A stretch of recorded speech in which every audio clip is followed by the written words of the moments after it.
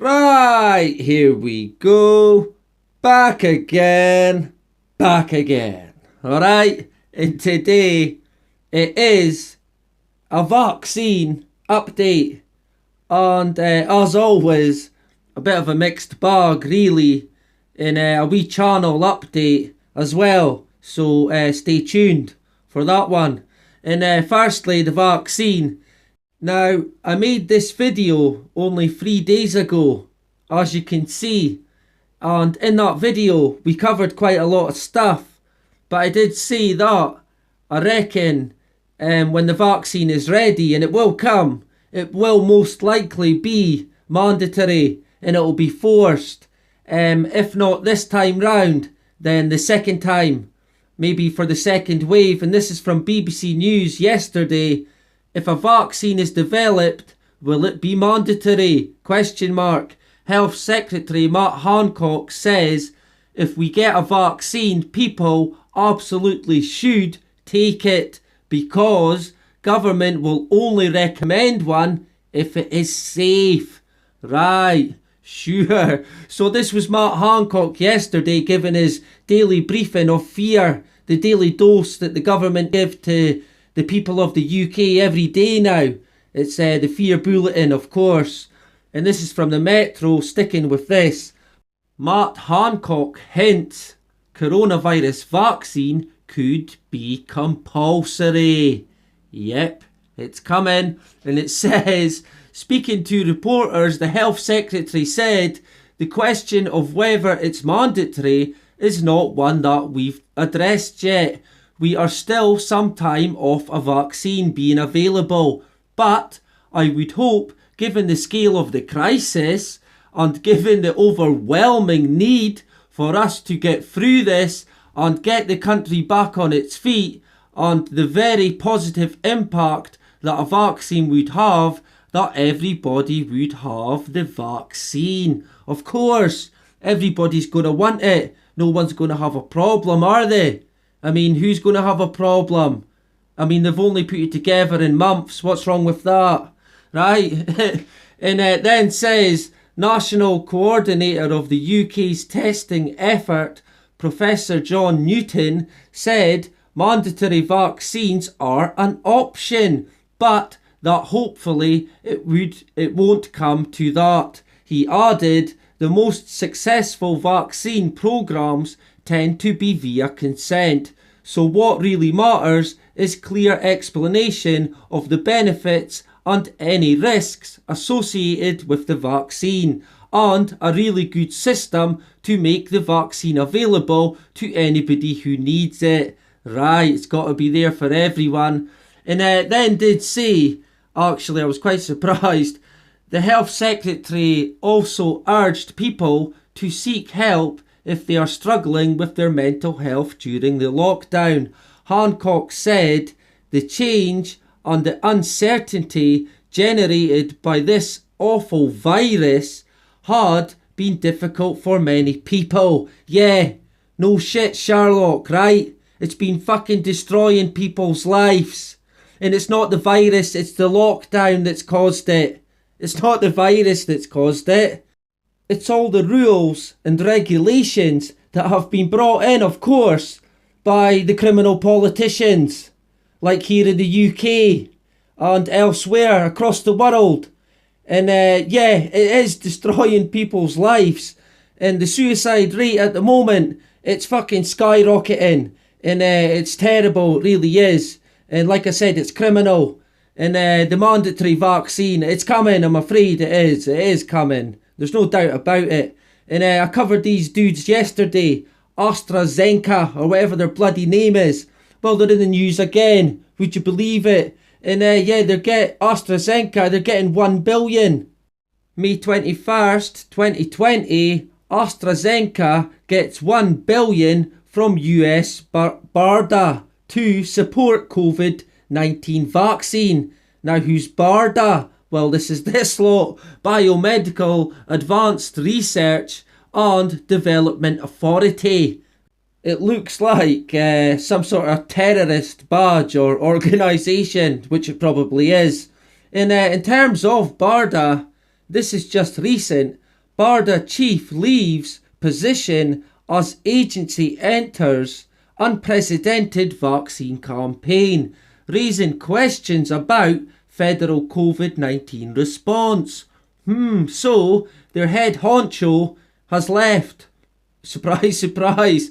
And it says, Bright's sudden departure, first reported by Stat, comes just as the agency commonly called BARDA has been thrust into the national spotlight as it leads a nationwide effort to develop vaccines and treatments for SARS-CoV-2, the virus that causes COVID-19. Last week, the agency announced an up to $483 million agreement with Moderna, surprise, surprise, to help usher its vaccine to approval and scale up manufacturing. That came after an agreement with Johnson & Johnson to put $1 billion split between the government and the pharma company behind their vaccine effort. Right, so while all this is going on,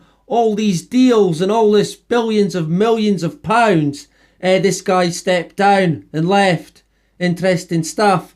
It then says, Des Sproul, the new acting director, joined the agency months after its inception in December 2006 and began working on the smallpox vaccine program. A former assistant professor of oncology and pathology at Georgetown Medical Center, he worked on an HPV vaccine and received grants for developing new vaccine technology from, the Bill and Melinda Gates Foundation. Surprise, surprise.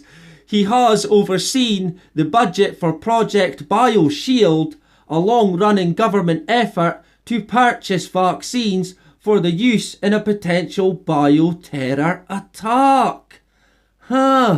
Now ain't that interesting? A potential bioterror attack. Right, we'll get back to that, but in terms of the boy that stepped down, what happened there? Did he have a change of heart? Or did they want their own person in? Because that's what they've got now. The guy works for Bill Gates. And sticking with that vaccine, they've finalised a licence agreement. So it's coming for sure. There's no doubt about it. And that's with, like I said 3 days ago, with Oxford University. And they've renamed the vaccine AZD1222. So, another catchy name for a vaccine then. And in terms of the vaccine again, it's we always get this from the media. And this is from The Guardian today, 2 hours ago. Why we might not get a coronavirus vaccine. Right, so this adds again to all the confusion and the fear. They push the agenda that we really need this vaccine, we have to get it. Then on the other hand, they say, it might not happen, it might never come. So it adds to the fear and the confusion, of course. And going back to the bioweapon thing, because if you remember, that's actually why I got a video removed, because I touched on the bioweapon side of it. And this is from Political 1 month ago. Officials probe the threat of a coronavirus bioweapon. Ain't that something? And this is from 4 days ago. The Conversation CA, coronavirus is not a bioweapon, but bioterrorism is a real future threat. 3 days ago, NBC News, COVID-19 has shown us US, UK are vulnerable to biological terrorism. Right, so you can kind of see where that's heading. And I did see this as well. Operation Dark Winter, when US lost bioterrorism exercise in the biological battlefield against smallpox, May 7th, 2020. Now, this was the first I had heard about this, if I'm honest. And it said the Dark Winter exercise held in 2001 portrayed a fictional scenario depicting a covert smallpox attack on American citizens. And straight away, as you can see, I thought of this. Now, this is Event 201. As most of you will know about this, I'm pretty sure. But this is the pandemic exercise by Bill Gates, no less. It's always Bill Gates, as we've seen. Who else could it be, right? But let's look at October 18th. Is that just a random date? Well, it doesn't look like it is. And we've got recorded things happening, recorded far back on that date as 1009. As you can see there, a church in Jerusalem that got destroyed. And even the foundations hacked right down to bedrock. 1009. 1878. Edison makes electricity available for household use. 1912. The First Balkan War breaks out with Bulgaria, Serbia and Greece opposed to Turkey. War. Yeah, there's always war. 1918. Czechoslovakia declares independence from Austria-Hungarian Empire. Right? October 18th, remember. 1921. Biden, it's time Soviet Russia agrees to independence from the Crimea. 1922. British Broadcasting Company, BBC, founded, later called British Broadcasting Corporation. 1929. Women are considered persons under Canadian law. Right, so who'd have thought it, right? And I might get into the women's movement, actually, that's quite interesting another time, but we'll stick with this just now, carrying on. 1931, American gangster Al Capone convicted of tax evasion. Right, I'm sure we all know him. 1942, into the wartime now, Hitler orders captured Allied commandos to be killed. 18th of October. 1944, Soviet troops invade Czechoslovakia during World War II. Of course, remember it well. 1948, Operation 10 Plagues Israeli offence against Egyptian army. So there's plenty war stuff, that's for sure. 1951, USSR performs nuclear test. 1952, date of the first Mad magazine issue. More war, more media. 1961, emergency crisis proclaimed in South Vietnam due to communist attack.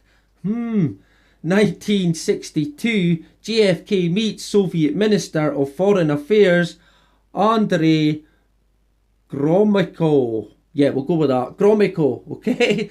It continues. 1962, US launches Ranger 5 for lunar impact. Mrs. Moon. Whoops, oh dear. But now we're on to space stuff as well. 1962, US performs atmospheric nuclear test at Johnston Island. Again with the nuclear. 1967, Soviet Venera 4 becomes first probe to send back data from Venus. 1967, Walt Disney's Jungle Book is released. 1968, police find 219 grains of cannabis resin in John Lennon and Yoko Ono's apartment. And they got fined £150. Right? 18th of October, 1969, Soyuz 8 returns to Earth. Again with the space, right? 1973, Congress authorises Biosentinel quarter, $50 and dollar coin. Interesting stuff. 1975, USSR performs nuclear test at Novaya Zemlya, USSR. Now, sorry for the pronunciations, but again, yeah, nuclear again. 1977, West Germany commandos liberate Boeing 737 with 86 hostages. Interesting. And again, 1979, USSR performs nuclear test at Novaya Semlya, USSR, 1979, and again with another nuclear test somewhere else, USSR. 1989, US 62nd Manned Space Mission, STS-34 Atlantis 5, launches into orbit. Again with the space, right? Another launch in orbit, yeah, sure. Moving on. 1991 into the 90s now, US performs nuclear test at Nevada test site. Now this is the US this time, but again with the nuclear testing. 18th of October, of course, and it carries on, it goes on and on. 2011, Israeli soldier Gilad Shalit is released by Hamas. 2012, Syrian military airstrikes kill 40 people in somewhere in Syria. I won't even try to pronounce it, but it's there's lots of the war stuff as well. It's pretty crazy, really. And if you believe in coincidences, then yeah, there you go. But it continues. And we'll leave it this one actually. 2019, first all-female spacewalk by NASA astronauts Christina Nock and Jessica Meyer outside the International Space Station. So this was obviously big news at the time. And of course this was just last year. So this was October 18th, 2019. The same day as the Event 201 pandemic exercise. So of course all the media would have been focused on this female spacewalk while this exercise was going on. Typical of the media really, because it's all controlled and manipulated. But of course the question really is, why? Why October the 18th? And I'll link in the article to October the 18th because it goes on and on and on. Alright? And I've just picked out certain ones of interest that I felt were of interest. And it's speculation, of course. But one of the possibilities is that it may well be linked to Satanism or a satanic ritual. And as you can see, 6 plus 6 plus 6 is 18. Now, I mean, that could just be a coincidence, like I said, if you believe in them. But I did also see this, and it's an event that's held by some sort of satanic group. And it's actually on October the 18th, as you can see there. It says Temple de Lucifer. So the Temple of Lucifer, whatever that is. And I did also see in regards to this event where different bands were playing at. This is from their a Facebook page called If I Were the Devil, October 18th, we are coming for you all. Come to Underground Lounge and witness the ritual. So the chances of that date being linked to Satanism is quite high, I would say. And I did see this as well from the New York Times. Court ruling allows Satanism in prisons. The New York Times. Now, I wonder if you can guess what date this article got published. Yep, you guessed it. 18th of October, 1994. There you go. And it's nothing concrete, but yeah, it's quite funny, really. But yeah, it's crazy stuff because this was somebody that was inside for kidnapping, who was a Satanist, and yeah, that he won the case. This is how crazy the world is. It's mental. And in terms of stuff like Satanism and stuff like that, symbolism and other things, this is the guy you want to go and see at a call for an uprising. And I followed his channel now for a few years. And yeah, I highly recommend it. It won't be for everyone. It's because, let's face it, the grim reality of truth is just that. It's grim. It really is grim. And if you don't laugh, you'll cry. So I'll link in his YouTube and you can check it out if you're interested. And that brings me on to this now. And this is what I'm going to be doing every Friday. I'm going to do, it's sort of like going to be a news roundup. Basically, that's it. It's going to be called the Friday Fix. And it's going to be me, yours truly, covering basically what's in the paper that week. It's sort of a news roundup. And it's going to be about a 10-minute long episode every Friday that'll run for a while. And it'll just be me covering the news similar to this. And this is from today. Woman with Elon Musk's old phone number has been getting his calls for years. Ain't that something? And it says that Tucker has apparently received calls from a woman volunteering to go to space, an IRS representative calling about tax issues, a South African businessman, who wanted to purchase 1,000 vehicles, and another with a blueprint for a bionic limb. So, ain't that something? Our good pal Elon, eh? He really is the gift that keeps giving. I mean, that is something else. That it looks like as well that he's been fiddling his tax. What a surprise, right? And I did see this because the New York Post also reported on it. And it said that even high-profile names have popped up on her phone, with former Disney animation executive John Lasseter reaching out to say the Tesla he bought was a magnificent car. So interesting stuff. It shows you the sort of connections that Elon's got. Yeah, very interesting, I would say. And this was also in the news about Elon. This is at the Independent. Elon Musk fears he will die before SpaceX makes it to Mars. Oh dear, ain't that a shame? My heart bleeds. Maybe Elon should just send himself right now. He'll get there and we'll get peace. There's an idea, right? And this is from Forbes today. Ask Ethan, have we finally found evidence for a parallel universe? So, as you can see, the blue beam conditioning continues. And this is coming out of scientists from the Antarctica, of all places. Would you believe it, right? You couldn't make it up. And sticking with Forbes, this is from May 21st. The net worth of America's 600 plus billionaires has increased by more than 400 billion during the pandemic. Would you believe it, right? So not so much a pandemic for them, but a windfall, a jackpot, a winner, if you like.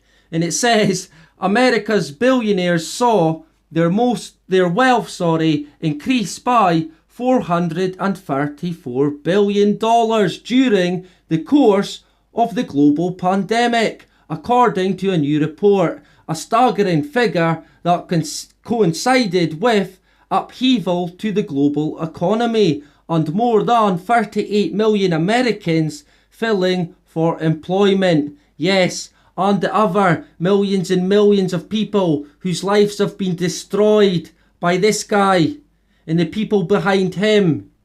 And I'm afraid to say that if you think Bill Gates is here with good intentions, you're very much mistaken. This guy is bad fucking news, right? I shit you not. And sticking with the coronavirus side of things, this is today as well in the UK. From the Telegraph, tens of thousands of coronavirus tests have been double counted, officials admit. Oh dear. And it says that 2 samples taken from the same patient are being recorded as 2 separate tests in the government's official figures.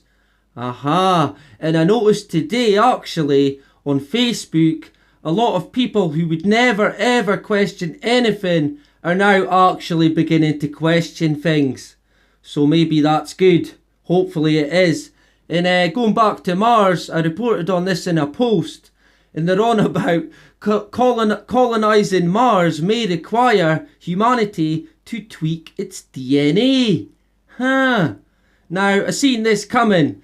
And we all know where this is heading. It's to DNA and gene editing, of course. That's where it's going. And it won't just be for astronauts. It'll be rolled out right across the board. It's only a matter of time, really. And we'll maybe get into gene editing another time. But sticking with Mars, I mean, we all know Mars, right? Sure. I mean, they've studied Mars for years. They've sent rovers. Here you go. There's Johnny 5, short circuit there. And they've spent over 23 billion US taxpayers' dollars on Mars alone. But yeah, it turns out they didn't know Mars at all. Because now they're saying that Mars may be wetter than we thought. Oh dear. So, after all that time, all that missions, all that money, all them probes, Johnny 5, the lot, they are now saying that they've only just discovered that Mars supports liquid brines seasonally. So how did they miss that? Surprise, surprise, right?